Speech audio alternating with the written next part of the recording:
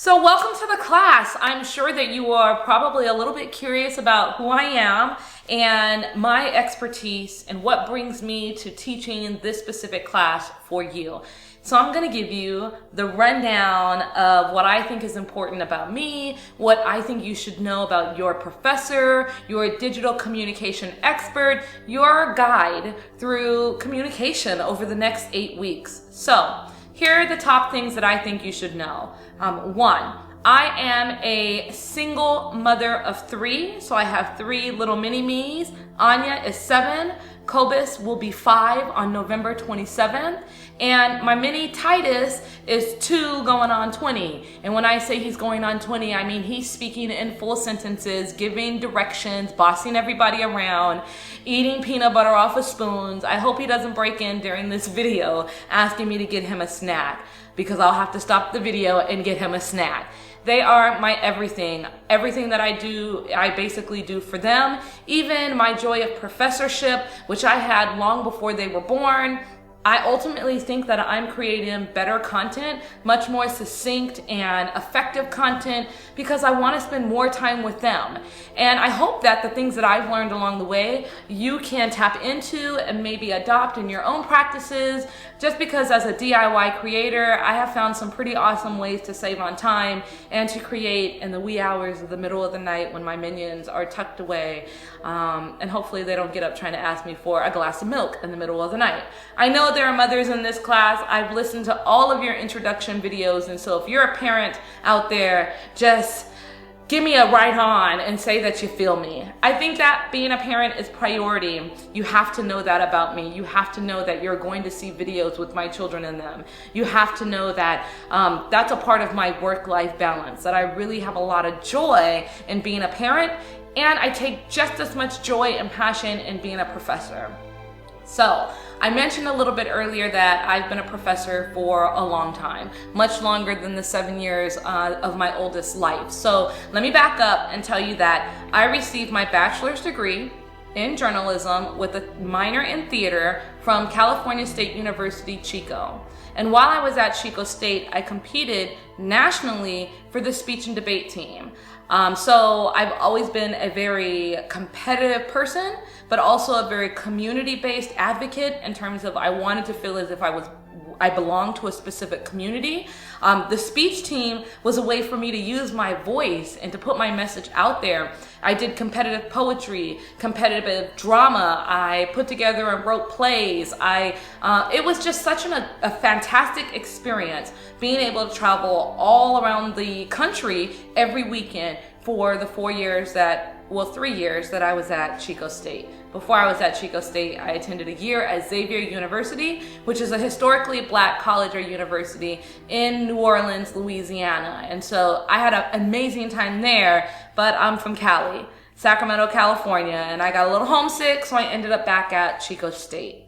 I graduated from Chico State and I went on to California State University, Long Beach, where I got my master's degree in communication studies with a special focus on performance studies and intercultural communication, and rhetoric, if you will. But rhetoric was not necessarily my primary entry point.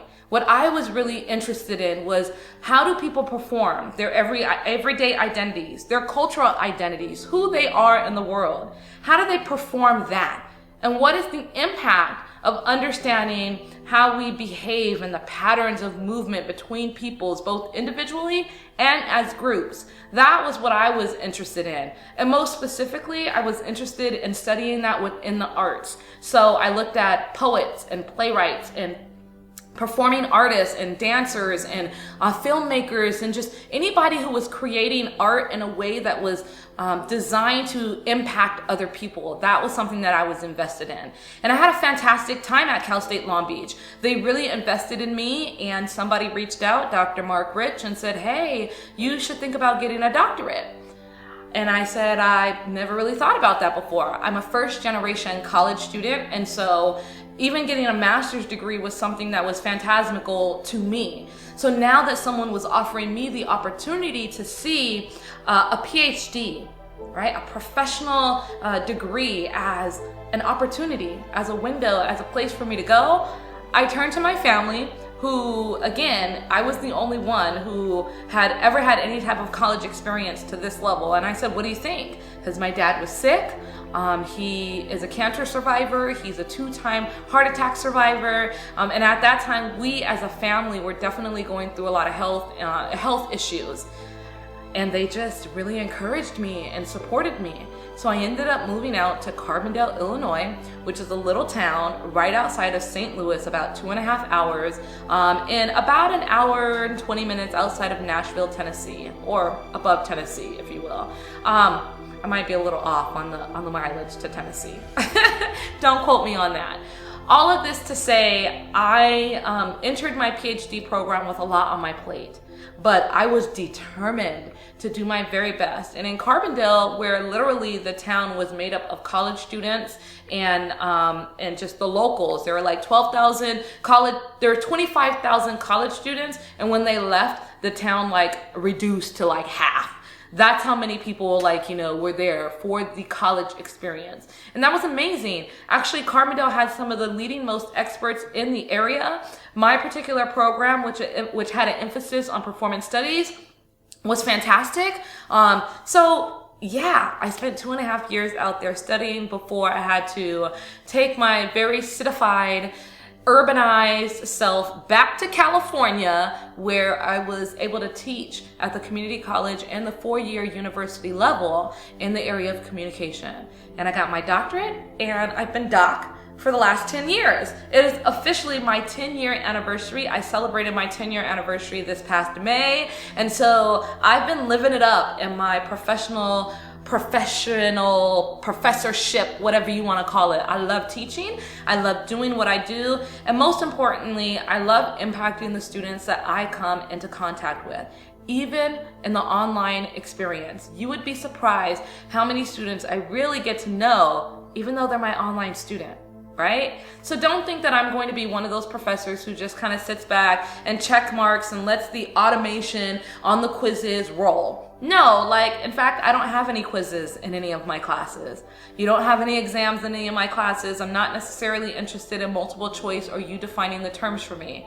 You will use the concepts, you will apply the methods and the theories that I ask you to consider. You will unpack them in dialogues and discussion boards. However, most of your projects are more creative and more critical, meaning I'll ask you to think about a larger question, and then I'll ask you to apply a particular method.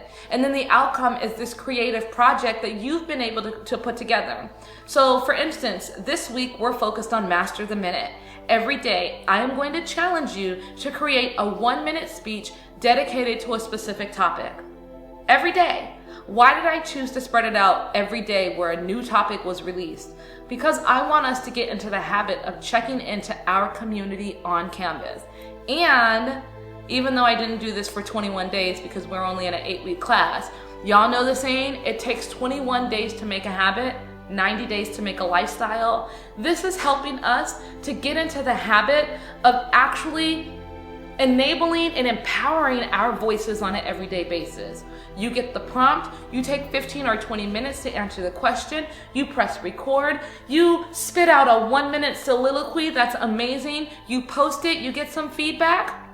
It's gonna be pretty awesome, right?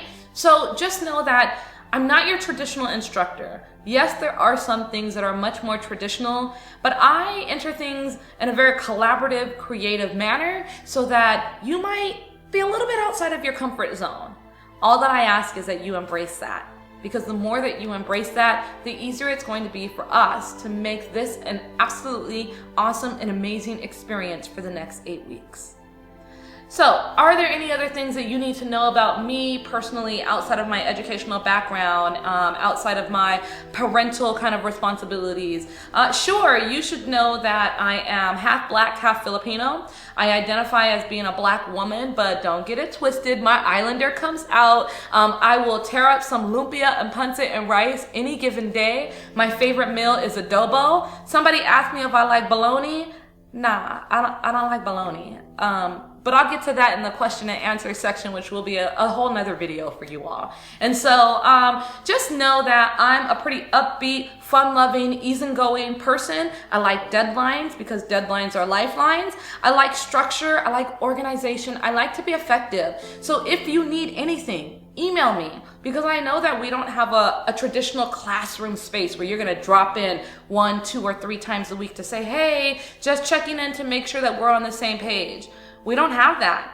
We have a virtual digital reality, and you should know that email is our #1 communication method if you need something from me. So don't be afraid to reach out and say, Doc, I'm a little bit confused. It's all good, right? I'm gonna guide you through every single activity that we have 100% of the way. I am your advocate if you reach out and let me help you along the way. Now, if you're smooth sailing and you got this and you're a pro and you're an expert, joy. That's going to be easy for me too. I'll just be in the comments on the assignments and making sure that I give feedback like that along the way. Any other things that you should know about me? I don't know. Like, you all asked me a bunch of questions, and so I am going to make sure that I answer all of those. And if there's anything I missed along the way, don't be afraid to reach out and ask. All right, my friends, that's a little bit of background about me, and I'm so glad that you are invited into our intellectual environment where we are gonna get down with the nitty-gritty and make sure each of us has a very successful experience as scholars at MiraCosta College. I'll see you out there in the virtual world. Bye!